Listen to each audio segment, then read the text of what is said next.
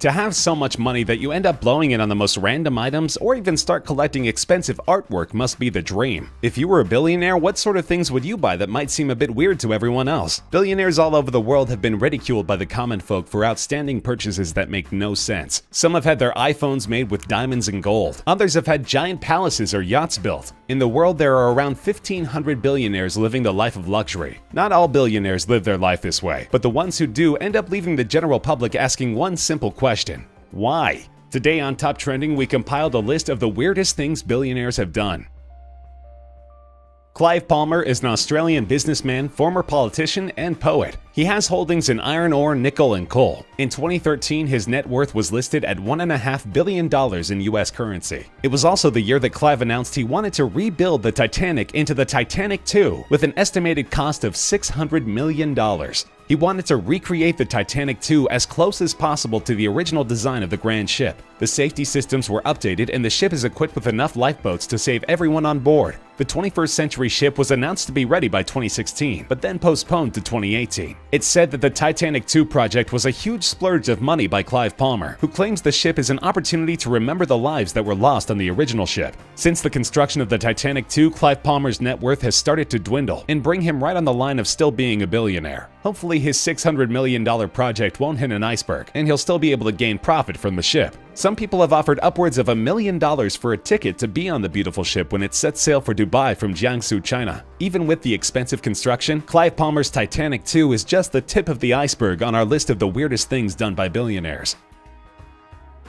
Stephen Cohen is an American investor, hedge fund manager, and philanthropist. He's the founder of Point72 Asset Management and SAC Capital Advisors. With a net worth of $14 billion, we dove into some of the weirdest ways he's splurged on shopping. The Physical Impossibility of Death in the Mind of Someone Living is an artwork created in 1991 by Damien Hirst. It consists of a tiger shark preserved in a large tank to be displayed. In 2004, Stephen Cohen purchased this piece of artwork for an undisclosed amount. After digging a bit deeper, lovers of art and researchers found that Stephen Cohen spent anywhere from $8 to $12 million for his trophy tiger shark. After a few years of having the shark on display, it was found that the chemical solution Hirst originally used was causing the tiger shark to slowly decompose instead of remaining preserved. The tank's chemical solution became murky-colored. What does billionaire Stephen Cohen do? He finds another tiger shark to replace it and tweaked the chemical compound as well as gutted the shark to prevent any future decomposing. Luckily, replacing a whole shark in your tank is no big deal when you're making about $2 billion a year.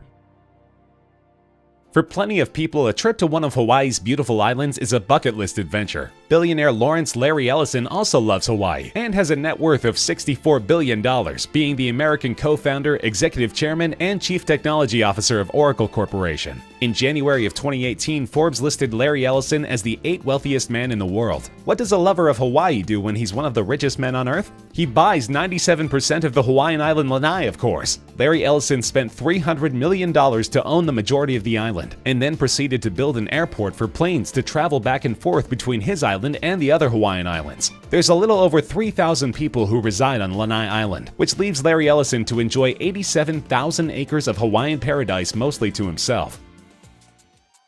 Larry Ellison isn't the only rich man to buy an island. Hamad bin Hamdan Al Nahyan belongs to one of the 6 ruling families of the United Arab Emirates, the House of Nahyan. Hamad purchased a small island called Al Futaisi so he could mark his name in the sand. He didn't want just anyone on the island to see his name, but preferred to make his name so big on the island that it could be seen from space. The word Hamad was able to be seen on Google Earth in 2010. The letters were over 3,000 feet high, and the name stretched out 2 miles between the H and the D. Instead of the water washing away the letters, they were made more like canals, and the water filled each letter of his name. It was just a few years later that his name disappeared off of Google Earth, raising questions to those who followed the story. It was heard from one of his workers that Hamad decided against his name being in the sand and ordered workers to fill in his name again. So much for buying an island to carve your name into it just to decide a few years later that you no longer wanted it.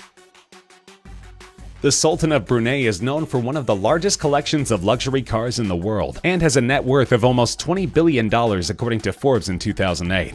Around 5,000 cars are held in his collection. Lamborghinis, Ferraris, Rolls-Royce, McLaren, anything with any value, and the Sultan of Brunei owns it. Dozens of identical models of cars are parked side by side in a garage. Many of the cars in the Sultan's collection are never used, and the ones that have been sitting there for decades are starting to see damage caused by sitting in a non-air-conditioned garage to suffer the heat from outside. Out of the many cars, the Sultan of Brunei owns 9 out of the 100 McLaren F1s that were made, and are selling for around $20 million. The Sultan of Brunei is the perfect example of a billionaire with excess money to spend, as he had a custom-made gold-plated Rolls-Royce made with 24-karat pure gold to also throw into his collection of cars to be barely used.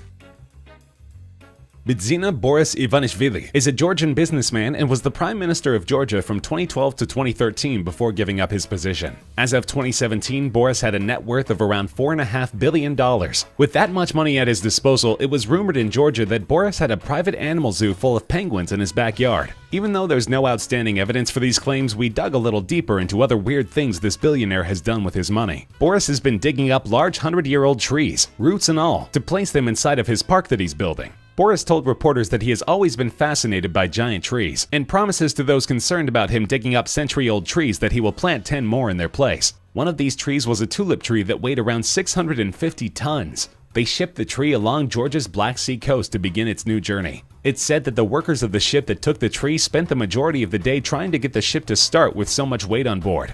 It leaves many stumped on the question of what other weird things billionaires have done just because they can. Known for launching Microsoft and being the second richest man in the United States of America, Bill Gates is a name that just screams wealth every time you say it. His net worth is estimated around $91 billion. What does Bill Gates do when he has extra money laying around and wants to splurge? He spends $80 million on 25 acres of land in Arizona to build his very own smart city. Bill Gates and his investment firm Belmont Partners purchased the land about 45 minutes west of Phoenix and plan on naming the city Belmont. It will be a forward-thinking community with a communication and infrastructure spine that embraces cutting-edge technology, designed around high-speed digital networks, data centers, new manufacturing technologies, autonomous vehicles, and much more. Belmont Partners told reporters that around 4,000 acres will be dedicated to office, commercial, and retail space. Almost 500 acres will be used for public schools, and the remainder of the land will be used for as many as 80,000 residential units. The new city will provide a new and advanced way to live life. It should almost be expected that Bill Gates would use some of his excess money to attempt to build the first successful smart city in the United States.